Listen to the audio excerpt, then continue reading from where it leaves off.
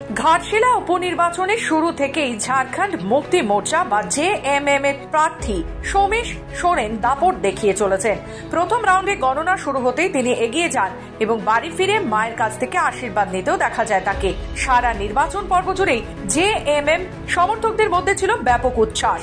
চারদিকে শোনা যাচ্ছিল জেএমএম জিন্দাবাদ এর স্লোগান। প্রথম দফার গণনা থেকে শুরু করে পোস্টাল ব্যালট গোনা পর্যন্ত প্রতিটি পর্যায়ে সোমেশ সোরেন নিজের লিড ধরে রেখেছেন। এতে সমর্থকদের উচ্ছ্বাস আরো বেড়ে যায়। অনেকে আগে ভাগেই জয়ের আনন্দে মেতে ওঠেন। এই উপনির্বাচনে জেএমএম ছাড়াও প্রতিদ্বন্দ্বিতা ছিলেন বিজেপির বাবুলাল সোরেন এবং জেএলকেএম এর প্রার্থী। কিন্তু গণনার অগ্রগতির সঙ্গে দেখা যাচ্ছে সোমেশ সোরেনের বিপুল বাড়তি শক্তির সামনে বাকিরা ক্রমশই ফিকে হয়ে পড়েছেন।